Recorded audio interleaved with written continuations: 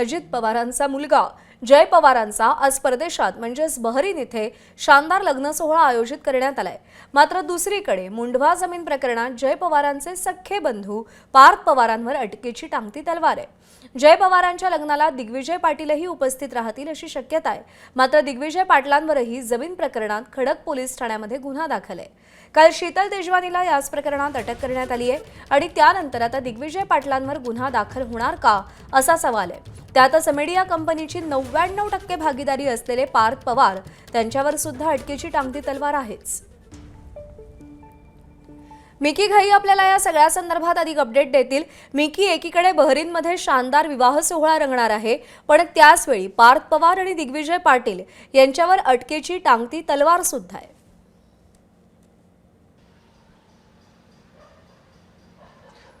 प्रज्ञा, अगदी जर आपण बघितलं तर मुंढवा जमीन गैरव्यवहार प्रकरणात काल जे मुख्य सूत्रधार आहेत ती अर्थात तेजवानी, शीतल तेजवानीला पुणे पोलिसांच्या आर्थिक गुन्हे शाखेने अटक केलेली आहे आणि त्यानंतर आज तिला दुपारी पुण्यातील शिवाजीनगर कोर्टामध्ये हजर केलं जाणार आहे आणि त्याच्यानंतर तिच्याकडे अजून कसून चौकशी केली जाणार आहे। त्याचवेळी जर आपण बघितलं तर अर्थात बरोबर असाच गुन्हा तो दिग्विजय पाटीलवर देखील दाखल करण्यात आलेला आहे आणि तिला देखील पुणे पोलिसांच्या आर्थिक गुन्हे शाखेने नोटीस बजावलेली आहे की चौकशीसाठी हजर राहावा आणि त्याला देखील कधीही चौकशीसाठी बोलवलं जाऊ शकतं। लवकरच त्याला देखील अटक होण्याची शक्यता आहे आणि हीच टंगती तलवार सध्या पार्थ पवारांवर देखील आहे। शीतल तेजवानी तपासात काय काय माहिती देते हे देखील पाहणं महत्त्वाचं असणार आहे। मात्र आतापर्यंत जर आपण बघितलं तर शीतल तेजवानीला कुठल्या ग्राउंड्सवर अटक केलेली आहे तर त्याच्यामध्ये सर्वात महत्त्वाचं म्हणजे मुंढवा जमीन या प्रकरणामध्ये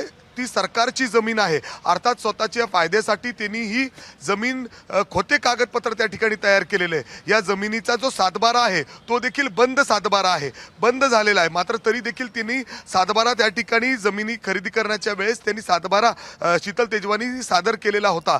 एवढंच काय तर जे मूळ मालक आहेत, जे वतनदार आहेत, त्यांना देखील त्यांची देखील पॉवर ऑफ वॉटरनी घेतलेली आहे तर काहींकडून खोटं सांगून देखील सह्या घेतलेल्या आहेत, हे देखील आतापर्यंत समोर आलेलं आहे। अर्थात ही जमीन सरकारची आहे हे देखील आता स्पष्ट झालेलं आहे।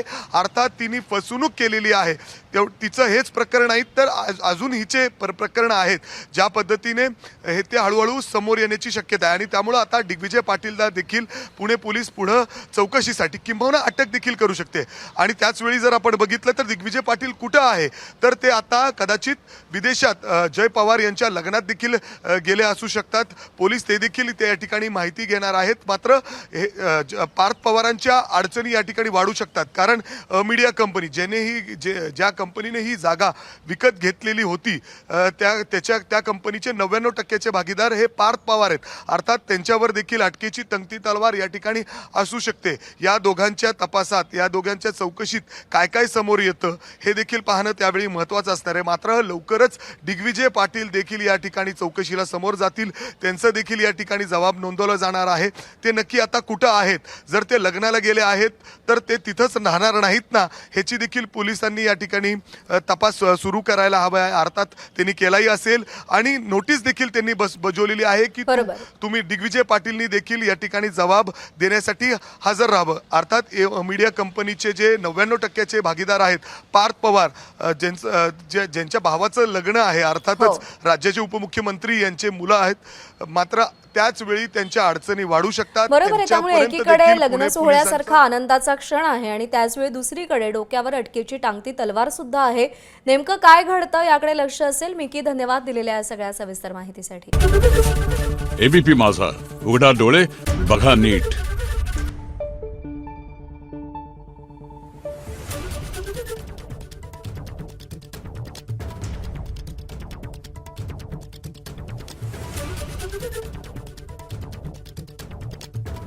Thank you.